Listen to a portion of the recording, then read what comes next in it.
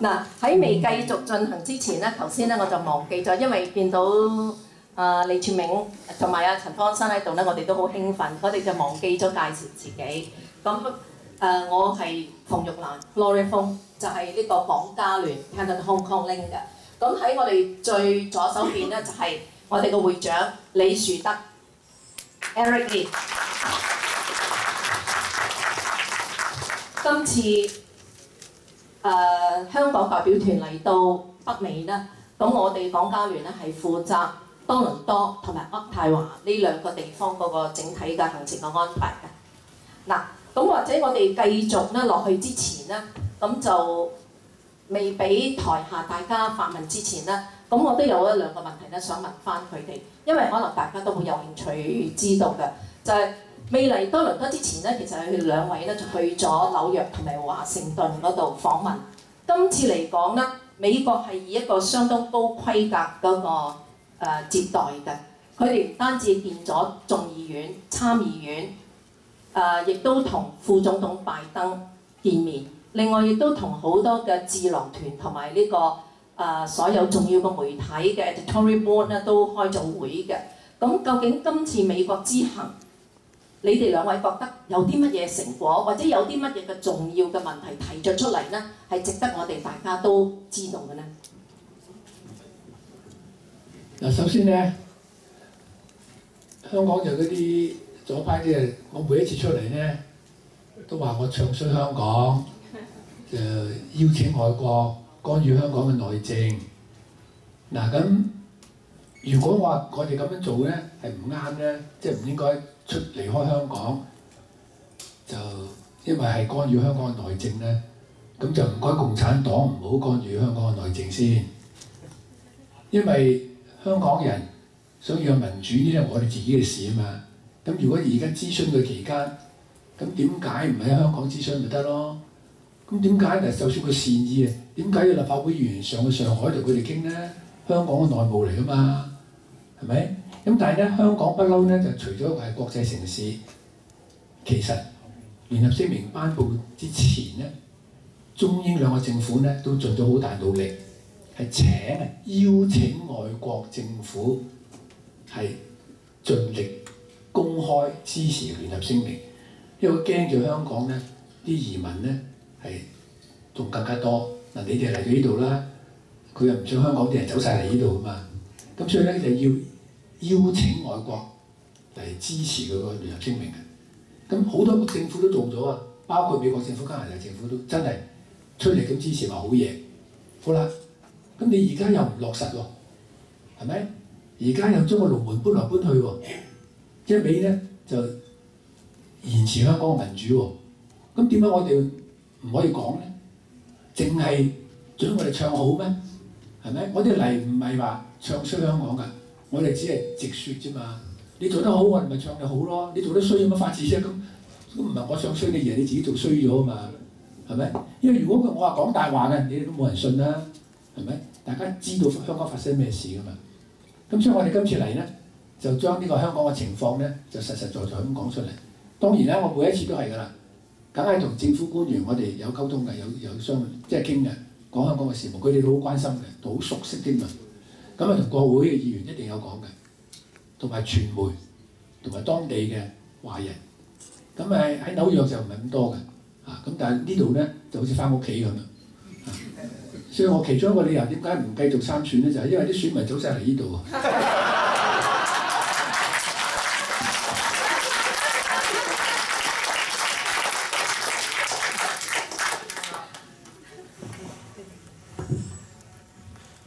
我哋未出發之前咧，事實上咧啲左派報紙就已經批評我同阿馬丁兩個就係勾結外國勢力。咁但係當其時咧都幾低調嘅。但係自從見完副總統拜登之後咧，哇就立即高調咁樣批評我哋，甚至於咧叫立法會有7位建制派嘅立法會議員咧出嚟猛烈抨擊我哋。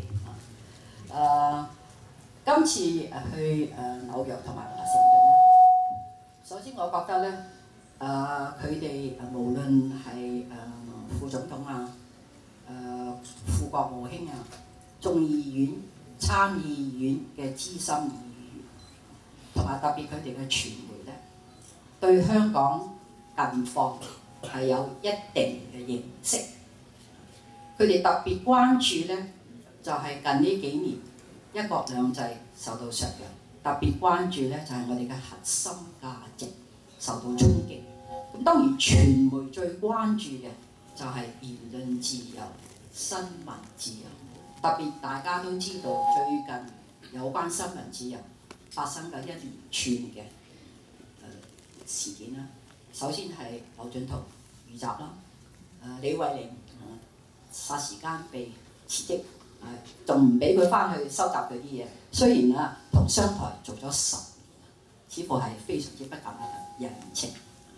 咁另外咧就係有關大家或者喺呢度都睇到香港嘅報導，有關呢個免費電視牌照呢一役，呢一役咧顯示乜嘢咧？就係行政長官梁振英先生似乎可以咧一意孤行，唔理會，就算佢自己嘅專家電訊局，佢自己嘅行會，佢聘用嘅顧問都話你應該履行公開有關電視牌嗰個政策係咩咧？就係凡係所有每一個申請者，只要符合基本嘅需求，政府就發牌嗰方面唔會設任何嘅上限。咁點解霎時間可以180度轉變？突然之間宣佈唔係喎，而家唔係話唔再履行呢一個政策啦。而家咧我就決定咧要所謂叫做循序漸進。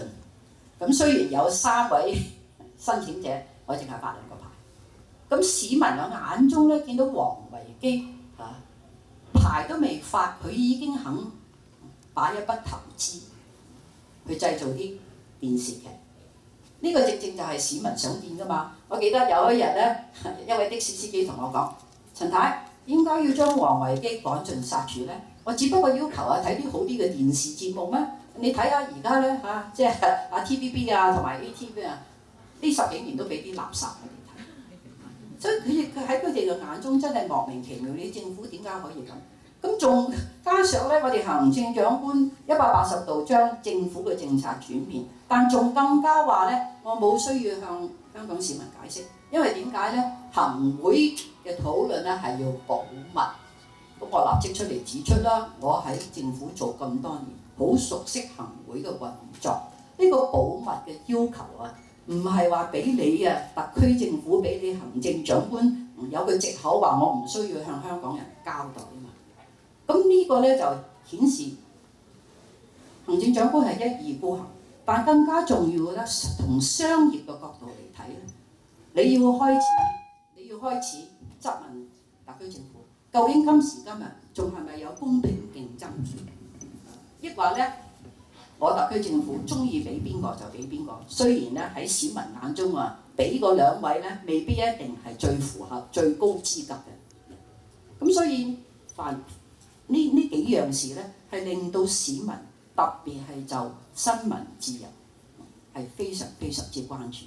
同埋我哋見到近呢排，我哋嘅警務處處長，例如劉進圖遇襲之後，係捉到行兇嗰啲人啦，幕後主事嗰啲人未曾捉到，居然佢可以出嚟講話，同新聞自由係冇任何嘅關係，即係令到我哋大家都費解。咁所以我哋見到咧，而家我哋爭取民主最終嘅目標係咩咧？係希望香港人能夠保留我哋嗰個自己嗰個核心價值，我哋嘅生活方式。我哋要求係好簡單，就係中央政府你承諾俾香港人係有真普選，我哋而家要求你咧就係兌現呢一個承諾。咁仲有最近咧批評我哋最大嘅理由就係話香港內部嘅事係我哋家事，不能夠叫外國人嚟干預。我想提醒特區政府，我做政務司司長嗰時，回歸之前、回歸之後，我花好多人精力，四周圍係去鞏固啲人對基本法、對聯合聲明嘅信心，係去解釋中央而家承諾俾香港人喺一國兩制之下，港人係有高度自治，係有高度嘅權，係去管治香港。當其時我做呢個事，我亦都深信咧兩個簽署嘅國家，即係中國同埋英國咧，係會好好地落實佢哋呢個承諾嘅。咁既然我嗰時游說咁多國家嘅人係去信任呢個一國兩制，今時今日見到香港發生種種嘅事，衝着我哋嘅核心價值同埋我哋自由啊，我哋法治嘅精神，我覺得我起碼有個責任咧，係去表達一下對目前發生嘅種種事咧，係真係十分之關注。最後我想講講整個公務員隊伍，我喺回歸之前喺香港政府，回歸之後喺特區政府工作咗幾乎係40年。我哋係有一套行之有效嘅公務員體制，我哋做事咧係有規矩、有制度、有節有理、有板有眼，士氣係非常之高。因為咧，大家係同坐一條船，大家係認同一套核心嘅價值。但係我見到呢幾年，你將整個制度係去摧毀佢。呢個唔單止係現任行政長官嘅責任，上一任曾蔭權亦都係有責任。今時今日我見到我啲同事士氣係非常之低落，最高層嗰啲叫做所謂政治任命官員，有幾多位喺市民嘅眼中係稱職嘅咧？咁點解唔稱職嗰啲人啊？我哋納稅人仲要俾佢每個月30幾萬人工。咁唔單止係咁，你上頭做成咁樣，你試問下邊啲下屬向邊個人作為典範？如果繼續咁樣去摧毀一個行之有效嘅制度，我恐怕將來就算你選一位好英明、好能幹嘅行政長官，冇咗一個高士氣、高效率嘅公務員咧，施政係會繼續舉步維艱，更加唔使話。如果將來行政長官繼續係冇市民嘅認受性啊，同立法會嘅關係越嚟越緊張，越嚟越對立咧，政府係冇辦法管治香港。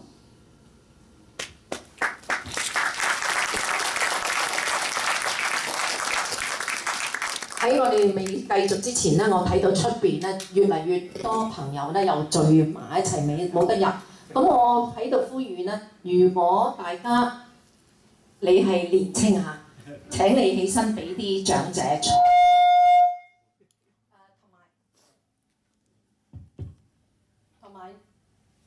同埋咧，我哋呢度前面咧仲有啲空間嘅，咁就喺後邊。如果仲係喺門外嗰啲朋友咧，或者可以盡量入嚟呢度，喺前面嗰度坐或者企喺度都得嚇。好。我哋後邊仲有位嘅喎，你唔介意做報警版的話，好唔好？同埋頭先有位老婆婆已經有位坐係嘛 ？OK， 好嗱，我相信咧，大家所有嘅朋友已經好心急想問問題㗎啦。咁我哋接住落嚟咧，我哋就將呢個開始咗呢個發問嘅時間。David Tam 喺邊度啊？揸咪嘅負責人。阿 Billy 啊。阿 Billy 喺邊度？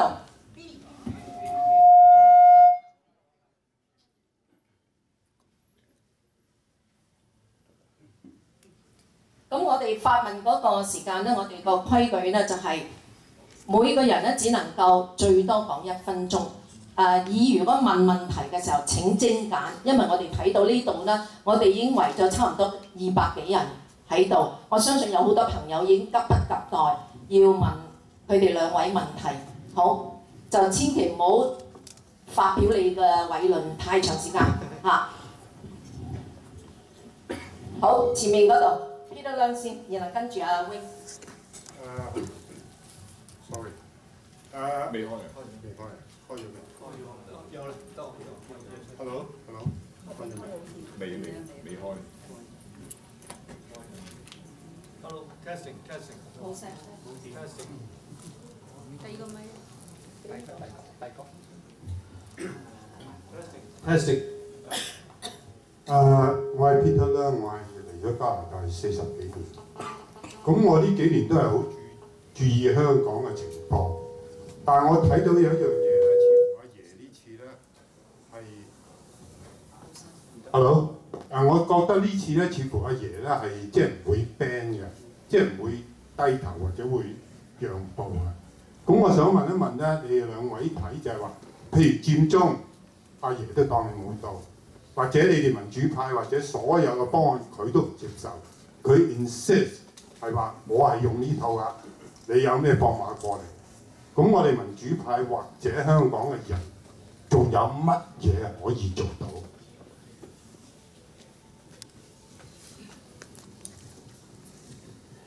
嗱，冇人可以擔保我哋盡力而為之後係一定有好嘅成果。不過咧，我就有啲經驗嘅，就係談判，因為我做大律師啊嘛。咁做大律師咧，其實件案都和得嘅，係咪？件案都和得㗎。嗱，譬如民事控訴，你告1000萬咩？如果我件案係好嘅，即係你唔係實贏嘅，我俾一半你，你要唔要啊？係咪？係可以和㗎。刑事都得㗎，告謀殺，我可以嬲你，喂，誤殺得唔得啊？係咪？告強姦，我可以喂非禮算咧。所以樣嘢都可以傾嘅。嗱，但係同共產黨談判咧，其實我已經睇到好多嘢咧。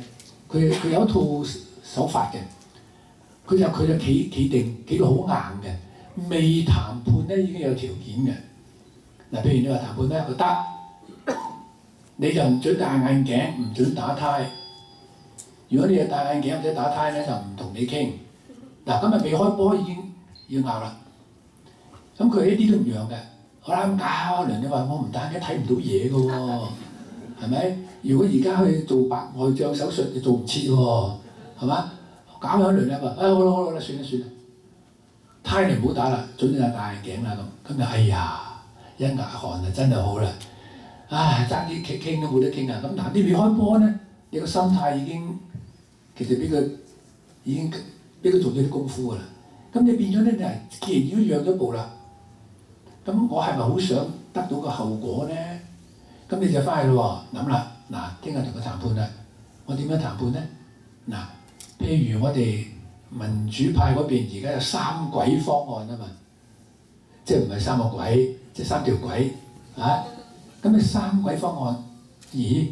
公民提名佢已經話到實唔制咯喎。咁我不如就話，喂，公民提名可以。唔係一定都需要嘅咁咯喎，咁但係其實你已經讓咗一步，而呢一步係好重要嘅一步。好啦，咁剩翻2樣啫喎，一個就係政黨提名，一個就係佢哋要嗰啲，就係一個提名委員會自己決定嘅，而佢控制呢個提名委員會噶嘛。咁啊得翻2軌，咁你又知道咧，2軌之中咧有一軌你冇法子接受嘅喎，係咪啊？咁剩翻咧就政黨提名呢一軌咯。好啦，一坐低傾下，咁你係咪好想點都有啲成果咧？咁譬如話死啦，政黨佢都唔制喎，咁你又諗計啦，仲有冇啲樣咧？咁有啲人諗咯喎，好啦，就算你個提名委員會提名啦，可唔可以同我哋傾下先啊？協商一個出嚟冇咁衰嘅得唔得啊？咁有啲人你就諗住，譬如你諗住李國能，咁李國能我都接受嘅，咁人哋肯唔肯得㗎？咁李國能唔肯咯喎，或者佢唔制咯，咁你又揾個第二個咯喎。咁你整曾鈺成咯喎，咁曾鈺成我心諗都可能好啊，佢曾鈺成又冇咯喎，葉劉咯喎，咁你點先係嘛？係咁樣步一步咁褪，因為你就已經咧覺得我已經同佢傾咗咁耐，用咗咁多心機啦。如果而家冚唪唥咩都傾唔到，你唔想㗎嘛？佢就係咁啦，佢就係咁嘅。咁所以咧，你同佢傾咧就唔可以咧。先讓價嘅嗱，譬如我哋舊時細佬哥嚟元東街買嘢啊，佢話10蚊，你話2蚊咁，咁跟住個8蚊啦，咁你話4蚊啦，咁大家咁樣每人行一步噶嘛，共產黨唔係咁噶嘛，係咪？咁如果你先話2蚊佢唔肯啊，4蚊啦咁佢仍然10蚊喎，咁又唔得啊，咁就6蚊啦咁，嗱已經自己一路咁上啦，係咪？咁去到最收尾咧，佢就會接受嘅，但係佢接受嘅咧係已經咧係佢認為佢個底線仲要高啲嘅，你已經傻仔，你已經一路咁跌咗落去啦，就係咁啫嘛。所以我唔同意話一定冇得傾嘅，因為我睇共產黨咁多次咧，去到尾咧佢係會讓，不過讓一步。我嗰陣時起草基本法都係老平同我講㗎，喂，我係知道要讓步嘅，不過佢話佢同我好老實同我講，佢話如果我今次讓一步，你將來更加要多啲嘅，我要讓多步。佢話唔好似切腸咁樣，切完一片又一片，即係切臘腸咁啊，鬼佬嗰啲薩拉米咁啊嚇。所以佢話我切一次嘅啫咁，佢好老實同我講㗎。嗱，佢就係咁嘅，所以我哋咧千祈唔好咧就自己褪咗先。如果唔係咧，佢個刀就切得好細嘅俾你，就咁簡單啫嘛。我覺得係有得傾嘅啊，但係我哋亦就算冇得傾咁點啫？我哋都要盡力而為㗎嘛，我哋要盡力爭取㗎嘛。所以而家仲有啲人都絕食㗎，仲有康康咩樓下嗰度絕食㗎。但呢班人啲人話有咩用啫？咁我話如果你話冇用，咁你話俾我知有咩有用啊？如果你佔中冇用，咁除咗佔中冇用，有咩有用啊？又噏唔出個喎。咁而家呢班人咧，呢班真係鬥士啊！佢話我就算係好似雞蛋，我冚埋牆，我都要做。我點都要做埋我呢一步。係咪一定成功咧？冇人敢話一定成功，但係唔做嘅一定失敗。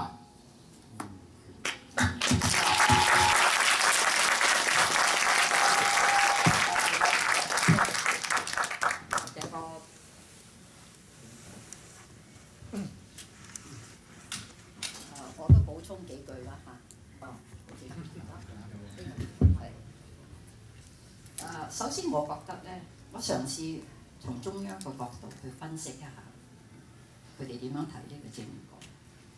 我覺得中央雖然而家係香港回歸咗17年，始終都唔能夠掌握香港市民嘅脈搏，更加係唔係好清楚了解香港賴以成功嘅因素。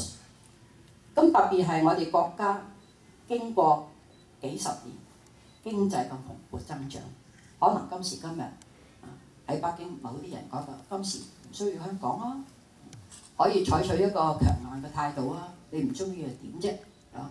我話晒事。但我覺得咧，香港唔係中央政府就政改到今時今日咧，未曾作出一個最後嘅決定嘅。大家記得上一次商討改革都係最後嗰幾日先至轉話啫，先至妥協啫。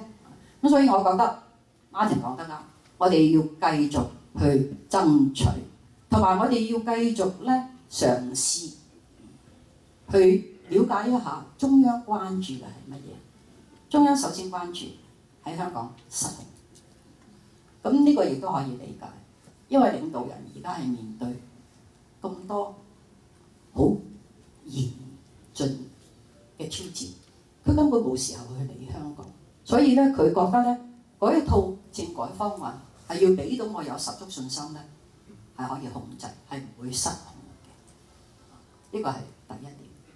第二點咧就係好可惜咧，我哋喺香港有一班為咗自己既得利益者啦，首先就係去揣摩中央中意咩唔中意乜嘢啊。事實上有陣時好多時所作所為咧，賴晒落去中央，對佢哋有陣時都未必一定公平，未必一定係中央最高層領導人決定嘅，而係中聯辦或者係啲商界嗰啲人士啊。同埋你要記住，中聯辦或者係其他建制派人士寫報告上去俾中央嗰陣時，唔係從實招來，唔係講實事嘅嘛。佢哋好多時寫啲報告咧，就睇下邊個人睇呢個報告先啊，猜測一下佢中意我講啲咩咧，就照講。咁喺香港佢哋認為咧，寧左勿右永遠左都唔會點樣大行差踏錯。同埋最後咧，佢哋係好驚，如果俾香港人一人一票咧，係會選出一個行政長官咧同佢對着幹。換句話咧，佢哋始終嚟嚟去去咧都係唔信任香港選民。咁我哋屢次都強調，你睇睇香港人嘅質素、教育嘅水平，以往我哋嘅一舉一動，全部都係理性、合法、和平。我屢次都強調，你明日俾香港人有一人一票，我哋會好好咁樣運用我哋手中嘅一票，去選出一位行政長官，唔單止係能夠同中央合作，更同時重要嘅咧，喺香港市民眼中俾我哋見到你係我哋嘅特首，你係為我哋去維護一國兩制，捍衛法治，同埋更加重要，捍衛我哋嘅生活方式，同埋我哋享有嘅人權自由。咁我了解，我以前喺政府工作，喺呢兩者之間，一國同埋兩制之間，要取得一個平衡，唔係容易。呢條鋼線係非常之難踩嘅。但係我哋就係要鼓勵特區政府有啲勇氣，係為我哋挺身而出，為我哋喺北京講説話。好可惜，目前嘅行政長官咧就絕對唔好意思咁樣做，佢好似全個身都瞓晒過去中聯辦嗰度。而且大家都知道，選舉期間係中聯辦粗暴咁樣干預，先至令到行政長官梁振英上任。咁所以我哋係要繼續爭取，我哋把聲越大，理性嘅聲，我哋越有機會啦，係能夠游說中央。我覺得中央始終咧都係想掌握同埋想說服、想得到民眾嘅支持。佢哋唔會最終咧係會堅持一套咧香港人講得好清楚係無法接受。對於真正選舉一人一票，我哋等咗咁多年啊！你再要我哋啃一套假民主嘅方案咧，我諗香港人真係會採取好激烈嘅行動。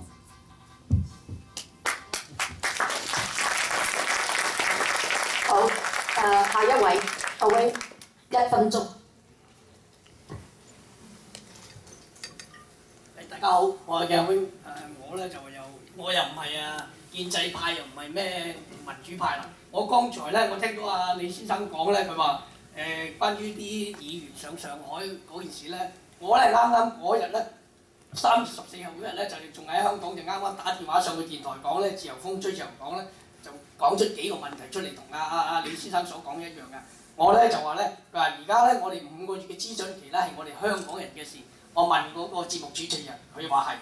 第二咧，我話你咁樣安排啲安排啲議員上晒去中央，就同中央就傾政改嘅，即係等同嘅，你叫中央干涉我哋香港內部事務。當時嗰節目主持人話，佢話係。咁第3個問題咧，我話咁樣講咧，人哋舊年佔中3子去台灣去取經啫，佢哋翻到嚟咧就俾啲香港人鬧到隻狗咁樣，又話賣港又話剩。我問嗰節目主持人，佢就冇聲出。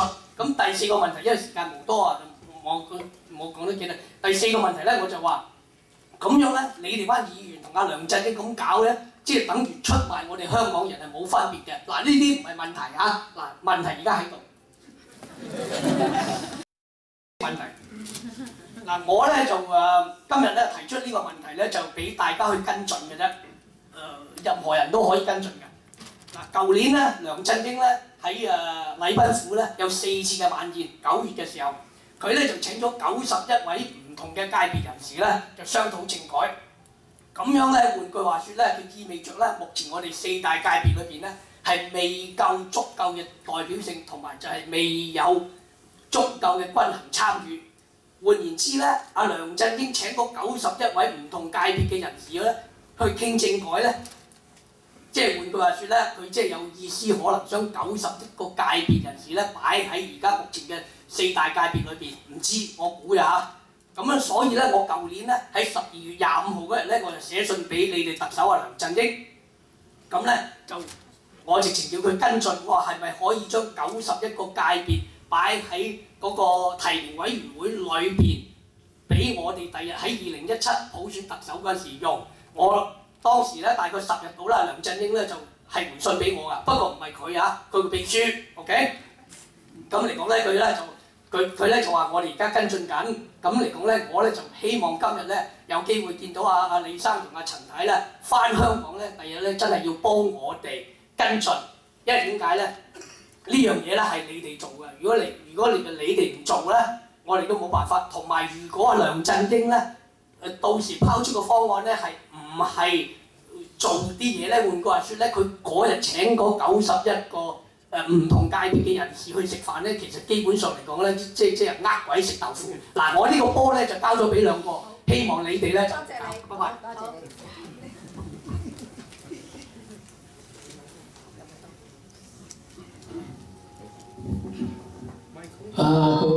呢位阿哥話你哋個特首梁振英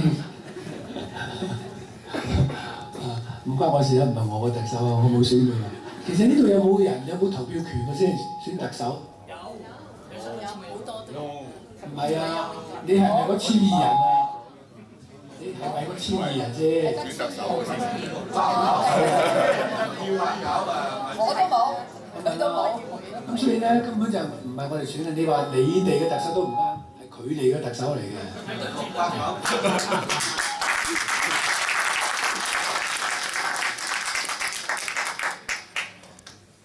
其實呢個特首咧係呃翻嚟嘅，大家知道啦。呢啲干預係咪中聯辦嘅干預？不過聽聞咧都好勁喎，共產黨喺你哋嘅社會上啲干預都好犀利嘅喎，啊，即係都抌好多錢落嚟嘅喎。嗱，老實講啊，雖然講開少少，因為香港係你哋國家，咁你哋過到嚟咧，咁啊加拿大我都係其中一份，我都當你係我哋國家，我都唔想共產黨咧走咗入嚟你哋個華人社會裏邊。老實講。嗱，將來你選議員啊咁樣，分分鐘佢同你揾咗佢啲友仔嚟做你哋嘅議員嘅喎，係咪？所以我希望你哋都喺呢樣嘢諗諗喎，啊，實嚟㗎！佢而家抌好多錢過嚟呢度㗎，所有華人社會佢都有㗎，係咪？咁啊，將來咪某些程度上控制埋你哋嘅國會，係嘛？呢個好嚴重嘅問題嚟㗎。我哋下次開個研討會，我都過嚟同你傾下。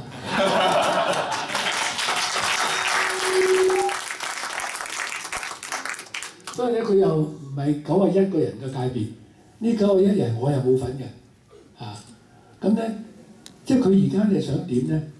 用翻4個界別，呢4個界別咧，即係工商界嗰啲啊、專業界嗰啲、政界嗰啲，係咁樣用翻呢4個界別。咁其實咧，基本法附件1咧就好清楚嘅，呢4個界別咧嘅存在咧係過渡嘅啫。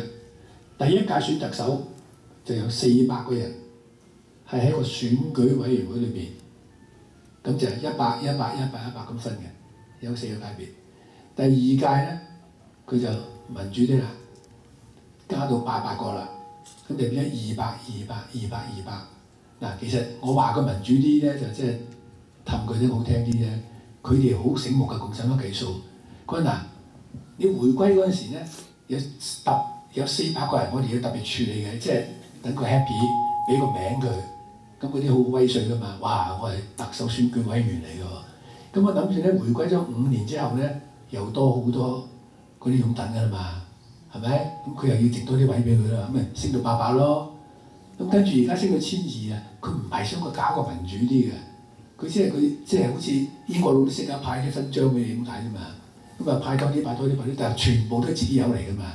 真係選出嚟嗰啲咧，係譬如法律界嗰啲咧、社工界嗰啲咧、教育界嗰啲咧，呢啲係真係同佢砌嘅。民主派去參選嘅，贏晒㗎。譬如30個律師法律界，我哋有啲僆仔啱出嚟執業嘅啫，佢又參選又贏喎。點解贏咧？因為咧整埋一個 ticket， 全部都係民主派嘅，咁啊全部都贏㗎啦。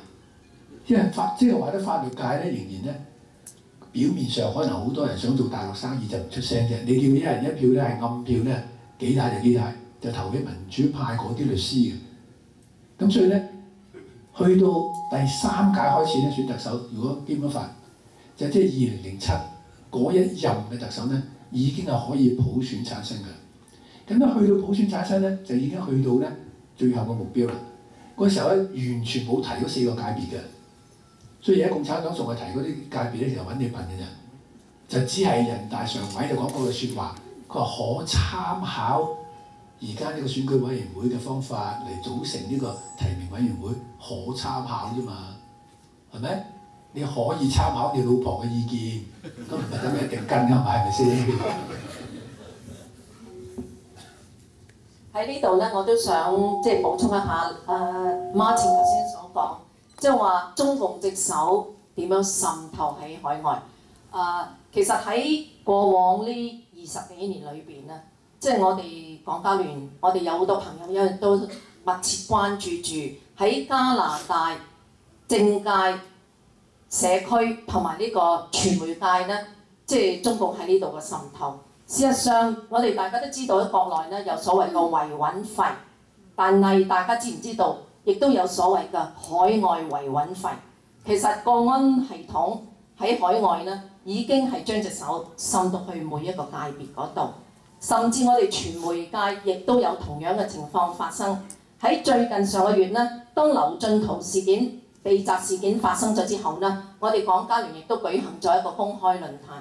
喺當時我哋非常之欣喜咧，就係喺本地有好多嘅中文媒體嘅朋友啦，都好勇敢地站咗出嚟，去分享佢哋喺而家呢個加拿大進行新聞工作嘅時候咧，所受到嘅直接或者間接嘅壓力，亦都提出咧就係有好多透過即係領事館咧，中共嘅領事館咧就係透過一啲商家或者甚至親中嘅一啲嘅團體咧，係直接或者間接咧，係勸喻一啲管理層、媒體管理層咧，叫佢識 do。如果唔係，佢哋都會係抽掉呢個廣告，就十足喺香港360施永青所面對嘅情況一樣嘅。所以我勸喻喺呢度所有嘅華裔家人，你哋唔好以為我哋安身家國就一事都冇。其實無形嘅手已經滲到落去每一個領域嗰度。好，下一事實上呢一種有形無形嘅滲透啊，就係正正我哋喺香港非常之關注。你今時今日見到呢種咁嘅滲透，係社會各階層，無論你係志願機構、商業機構，甚至於公務員隊伍，都陸陸續續咁樣滲透。如果再繼續咁樣落去啊，香港係唔能夠可以維持一個政治獨立嘅公務員體系。將來咧，根本而家我哋見到，我哋引進喺香港、大陸，我哋最唔喜歡見到嗰種咁嘅文化。呢啲咁嘅繼續赤化咧，就係因為就係主要嘅原因。點解我哋係要爭取有權去選出我哋嘅行政長官？咁另外咧，我想解釋一下呢個提名委員嗰4個界別。我哋香港2020咧花咗一段時間咧，就去研究一下目前呢4個界別嘅組成。我可以話俾你聽，係完全冇邏輯，簡直係畸形。咁我哋曾經嘗試咧，就睇睇，因為要符合廣泛代表性啊嘛，又要有民主程序啊嘛。咁我哋分析一下呢4個界別究竟嗰啲議席係點樣得嚟咧？點樣分配咧？我俾一個例子你哋。點解漁農界只有158個團體嘅選民，居然可以有60席？但你睇下教育界有9萬個別嘅選民，係只有30席。咁個邏輯喺邊度啫？大家都知道點解咁樣嘅構造咧，就係可以確保政府完全可以掌握最終投票嗰個方向。咁因為冇證據，亦都咁畸形咧，無從可以將頭嗰3個界別咧係重新調配嗰啲議席。所以我哋咧就專注考慮第4個界別。第4個界別咧就係代表所謂叫做政治團體，即係立法會議員啊、人大啊、政協啊，同埋區議會會議。咁我哋嘅建議咧就係將第4個界別係去取消咗區議會議員互選出嚟喺提名委員會佢哋嘅代表，就代替咩嘢咧？就係俾全港340萬登記選民去選出喺提名委員會代表佢哋啦。再加上咧，我哋建議入閘嗰個門檻，即係話想做候選人咧，係應該降低到10%，即係一個1400人嘅提名委員會個門檻咧，應該係好低。我哋就係建議1/10。換句話，如果你攞到140個提名咧，你就已經成為特首嘅候選人。好，跟住落嚟，阿 Jo。首先非常多謝 Anson 同埋 Martin 嚟多倫多。咁即使有啲人醜化你哋，我想你知道咧，我哋對你哋係非常之敬仰嘅。我嘅問題咧係兩部分，好快嘅。第一咧就有啲心水清嘅人分析咧，話香港即使個終極普選嘅法案係真普選，冇篩選，滿足晒所有而家泛民同埋其他團體嘅要求咁講，佢哋話泛民都會輸。咁點解咧咁樣？因為佢哋話咧，建制派一定會淨係派一個人出嚟參選，將所有啲鐵票凝聚晒呢個人身上。但係泛民方面好可能咧就唔止一個人，甚至有好多跡象咧，基於近期泛民嘅4分5裂，嗱呢啲係好心痛嘅現象嚇。咁有啲人甚至話，如果民主黨揾人出嚟咧，我一定揾個人出嚟冚佢咁樣，我要追擊佢。嗱咁所以呢樣嘢，我想聽下 Martin 同埋阿 Anson 點樣睇法呢個問題，因為呢個係一個非常嚴重嘅隱憂。嗱咁你此其一。咁第二個問題咧，就係好多人而家個焦點都放喺呢個佔領中環嗰度。嗱，我唔知點解我本人咧就覺得呢步棋行錯咗。嗱，我好敬佩嗰熱心嗰3位佔中嘅三子嚇，同其他啲人。但我覺得點解冇人提一樣嘢？我覺得會比佔領中環仲有效，就係杯葛普選，即係將所有認為呢個普選係假普選嘅，而有充分嘅理據去證明中央根本係冇心搞呢樣嘢嘅話，咁不如將啲精力咧就培養民意，喺呢個杯葛方面去說服香港人。嗱，我肯定同你講，如果香港有超過80%以上嘅人決定唔去投票，而家嘅政府知道風吹草動，知道佢哋會行呢步棋嘅話咧，我覺得呢樣嘢比用佔領中環咧仲有效。所以我覺得呢樣嘢咧，即係唔係話揭個底牌嘅問題，我覺得呢個係一個好有效嘅方法嚟。咁我希望你哋唔知有冇呢方面即係諗一諗咧。嗱，嗰個佔中先啊，佔中，你覺得用個杯葛個方式其實會用嘅，一定會用嘅。即係如果最後個方案咧，真係佢揀出你投票普選，即係你一人一票，不過啲出全部佢揀嘅，咁我哋冇法子㗎。你一係支持佢個傀儡甲，一係支持個傀儡乙。我不如喺屋企打下麻雀，東南西北係咪先？咁但係咧唔係，我哋叫香港人投票，投白票，一定會嘅，呢個一定會做嘅。但係我哋而家爭取嘅咧，就係冇理由淨係要傀儡甲、傀儡乙。點解唔俾其他好多市民支持嘅任何人？我唔理佢咩派別，點解唔俾其他人去咧？係咪？所以我哋而家仍然砌緊佔中咧，就其中一個方法，亦係一個好。即係冇方法中嘅方法，佢唔理你絕食嘅當你冇到，遊行當你冇到，咁點先？佔中佢一樣可以當你冇到㗎，咁我都要試下㗎，係咪先？咁所以佔中佢坐監咧，其中一個係個書機嚟㗎，呢個世界新聞嚟㗎，係嘛？我哋係同佢砌㗎啦，唔得都要試下。另外你講嘅民主派係會亂，佢而家係啊，佢而家咧。逢係好多選舉都係嘅，你咧，你哋呢邊咧，佢就梗揾啲人嚟同你砌，好似佢打住民主嘅旗幟嘅。譬如民主黨一出人咧，佢就有啲人就係民主黨出賣市民，咁咪啄住你，佢明知唔夠你票多嘅，咪一時攬住一齊死咯，係咁嘅。咁呢啲人嘅老實講，有冇別有用心咧？我唔知道。佢有咩動機我唔知道，但係我只係奇怪點解你次次都咁用嘅咧？嗱，譬如話民主黨嗰陣時就話因為反對，就即係佢哋唔支持5區公投啊。咁支持5區公投嘅公民黨一樣俾人咁砌喎，咁你咩理由咧？嗱，就唔可以賴民主黨唔支持5區公投嘅咯，因為呢個係支持嘅公民黨一樣係俾人咁樣追住，令到佢輸，咁就滿意喺呢邊咗。咁咩人出錢嘅咧？點解有咁搞咧？係咪？唔少錢嘅喎，啲錢邊度嚟嘅咧？我唔知啦，係咪？但係我哋冇法子明啦。如果你真係民主派，你冇理由咁傻㗎，係咪？選人不利己，同埋益晒嗰啲共產黨嗰啲咁嘅候選人。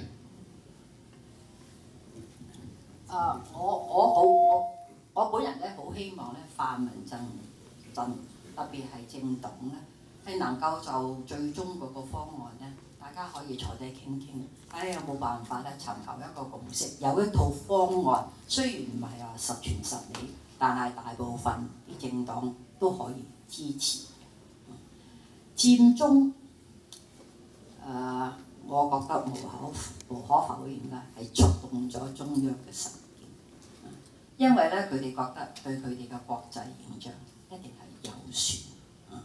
咁當然一個咁嘅行動，特別係香港市民喺香港市民眼中咧，公民抗命係一種好新嘅意識，因為我哋習慣咧就係以好和平合法嘅方式，但係正如 Martin 講，佔中三子都解釋得好清楚，呢個係冇辦法之中一個辦法，亦都係最後先至採取嘅。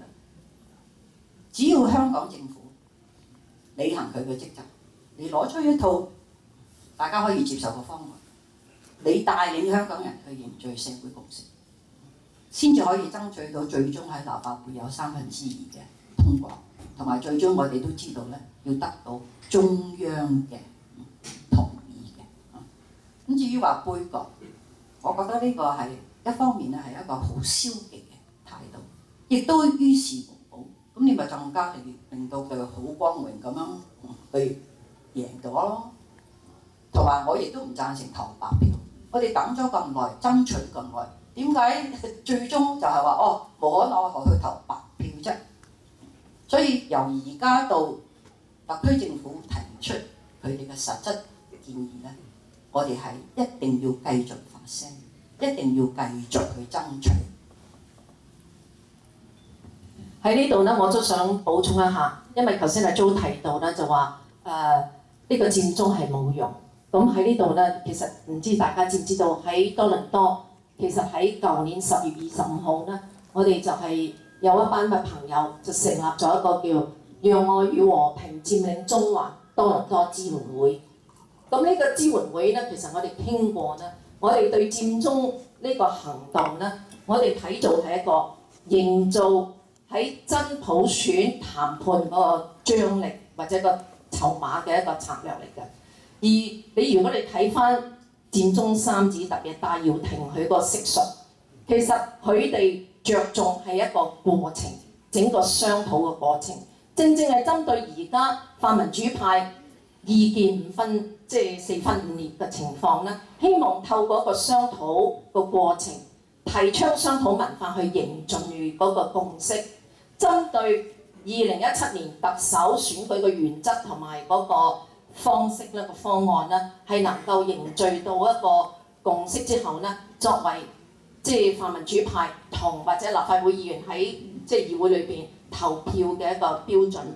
真係除非嗰個方案出嚟，政府拋出嚟嘅方案完全違反咗普及平等真普選嗰個原則嘅時候咧，先 kick off 呢個佔中呢個行動嘅。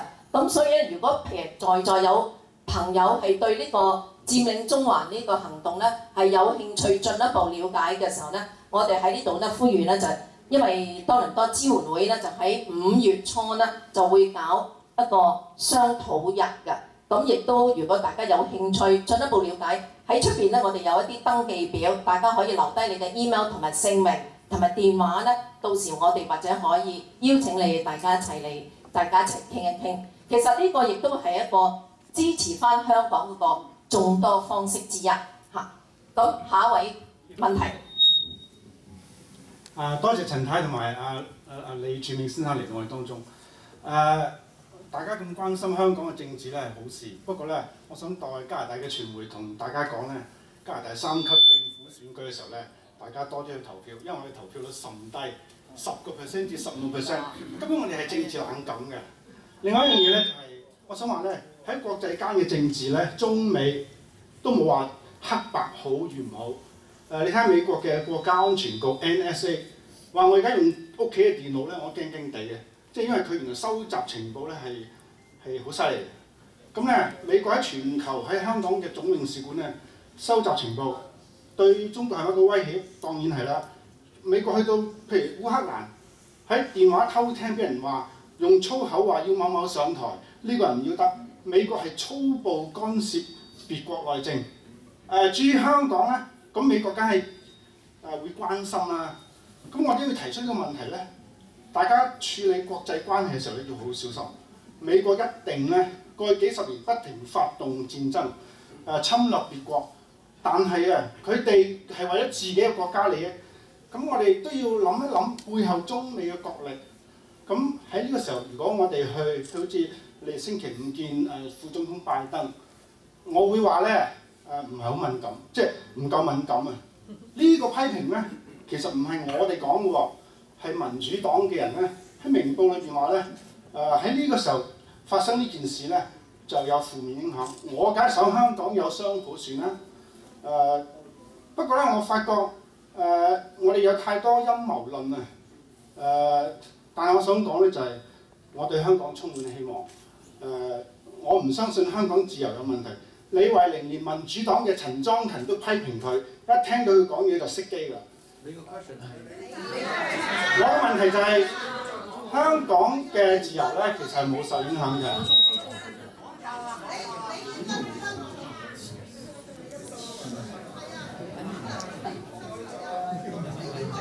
對唔住嚇，我絕對不能夠同意。你話你嘗試翻嚟香港，你只要住落1個月，你可以睇到嗰種咁嘅滲透啊！對搜集情報，我可以話俾你聽，今時今日我喺香港，我唔會任何敏感嘢，我唔會去用社交網絡，我更加唔會用我嘅手提電話，因為全部都係被中央時時我競選嗰陣時，我明知道，你俾我講完先好唔好？我嘅經歷咧就係、你一舉一動都受到中央嘅情報，係睇住、夾住4有幾多啦嚇？咁我而家同你分享我自己嘅經歷啦，馬丁都可以同你分享你嘅經歷啦。我建議你翻嚟香港為自己睇睇，言論自由、法治精神同埋新聞自由係受到前所未有嘅衝擊。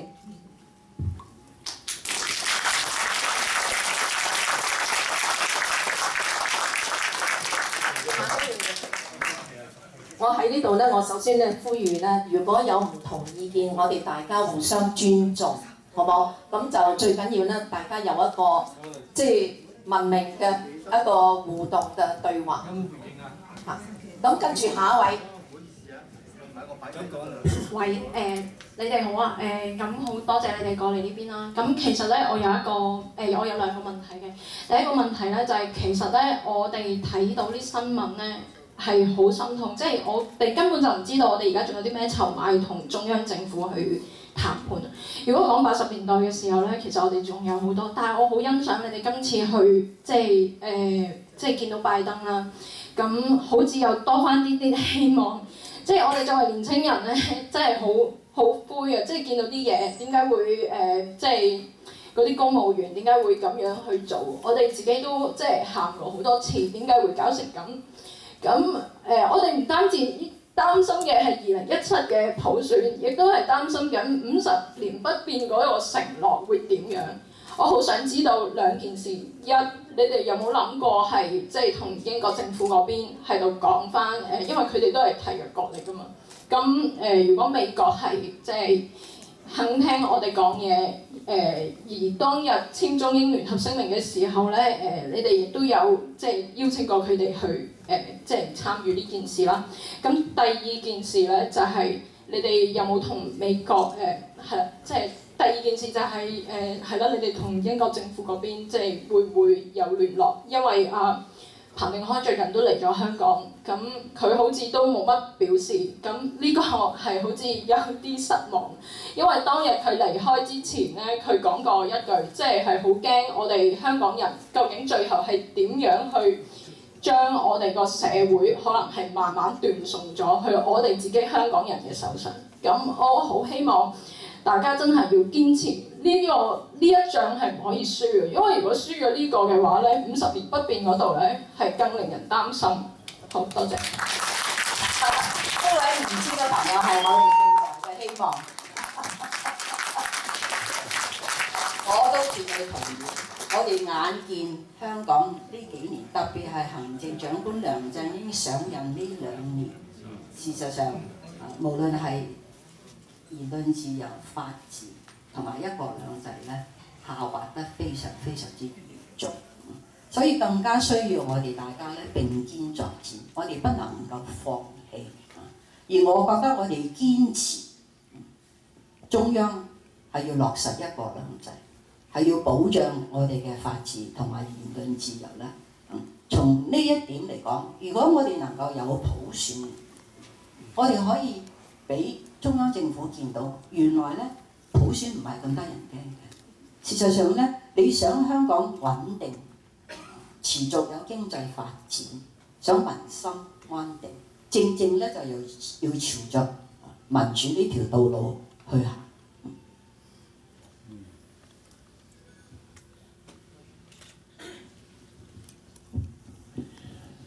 英國政府而家對香港嘅政策就係好簡單，就同大陸做生意，呢個就係對香港嘅政策。我雖然今次冇同 Anson 去英國，但係我哋遲一步會去嘅。佢哋未必會好高級咁樣款待我哋，但唔緊要，我去過係鬧佢嘅啫。因為我試過一次鬧佢哋㗎啦，應該係上一次都幾年前。咁我就去到一個部長都冇，唔見我，淨係叫我去外交部裏邊幾個所謂中國通就同我見面。嗰次咧，嗰陣時香港嘅英國領事都喺度，喺埋喺英國嗰邊，佢坐埋喺度。咁佢哋咁咪3個人。咁我知道我去邊度咧，老共咧，即係佢都會派大使咧去同嗰個國家講，千祈唔好見李柱銘，見咧都唔好咁高姿態見佢。我話每一個國家都係咁做㗎啦，我知道㗎啦，因為佢哋全部都我去邊都係咁㗎啦。OK， 咁但係咧，我話呢個政策咧最成功嘅國家咧就係你哋英國。咁佢哋就好冇癮。咁佢都見我，我咪咁話佢咯，係嘛？所以我哋英國一定會去嘅，因為佢係簽署國嚟㗎嘛。嗰陣時咧，回歸前咧，佢個首相馬卓安係俾人問過㗎。喂，如果將來中國政府唔遵守聯合聲明，你點先？佢係講過會帶去國際法庭嘅。嗱，我而家睇佢點樣講啦。Okay? 我想講今次我哋去美國咧，無論係同眾議院、參議院、政府高層人士，或者係同傳媒咧，第一句就係問我哋：咁英國作為聯合聲明簽署國，佢哋做咗啲乜嘢？咁我哋的確對佢哋冇履行佢哋嘅職責咧，係感到非常非常之失望。不過咧，我哋稍後我同馬丁兩個咧係會去倫敦嘅。我覺得咧就應該提醒佢哋我未必一定會鬧佢，咁鬧有 Martin 鬧啦咁我相信今次我哋喺美國佢哋咁高層、咁高規格嘅人接待我哋咧，希望俾倫敦政府咧都有個啟示，啊。好，跟住落嚟咧就係阿 Franco 先 ，Franco 舉咗手一段時間，係咪？嚇，後邊，然後跟住係咪明到 Julia？ 阿 Wing 啊，呢個阿 Wing。呢位先生先啊。哦。第二位。OK， 好。好簡短嘅啫，其實呢個問題，因為我係睇到香港同台灣啱啱見到呢個學生嘅運動有啲嘅啟發。我自己本身喺香港都做過公務員嚇，亦都係觀察到香港而家其實當見到民主勇士、民主戰士喺前面走嘅時候，其實香港好多人中產家庭，甚至佢哋嘅子女都係相對保守，亦都係覺得我唔需要出嚟衝鋒陷陣啦，因為普選咪得咯，篩選冇問題啦。呢個係我喺香港見到觀察到嘅事實啦。咁亦都係想聽下大家嘅意見，同埋台灣發生到嘅民主運動，究竟喺香港有冇可能？因為以我嘅觀察係難，但係台灣嘅大學生佢哋好勇敢，佢哋出去佔領呢個立法院。咁想睇下佢哋對呢個statement 呢個睇法。咁你講得啱，即係喺香港咧，好多人咧都係採取一種自掃門前雪嘅態度，未燒到埋身，與我無關。不過咧，我覺得近呢1-2年發生種種事情，令到越嚟越多人咧係關注香港喺唔能夠維持一國兩制，將來我哋係完全會喪失我哋嗰種生活方式。我哋嘅核心價值，而我覺得政府所作所為，我剛剛提過免費電視嗰一役咧，係令到更多人咧係願意挺身而出上街。我特別覺得鼓舞嘅咧，就係我哋年青嘅一代。我睇我哋年青嘅一代，例如你睇黃之鋒就國民教育呢個細路仔真係我非常之敬佩。咁年青人對政治嘅興趣比我細個嗰陣時咧濃厚得多，同埋咧佢哋係有勇氣企出嚟，佢哋見到目前發生嘅事咧，正正咧就對着佢哋嘅核心價值去衝擊，佢哋唔會咧企埋一邊唔出聲。咁所以我希望中央政府咧係正視市民對佢哋一拖再拖唔落實對民主嗰個承諾咧，係越嚟越個怨氣越嚟越大。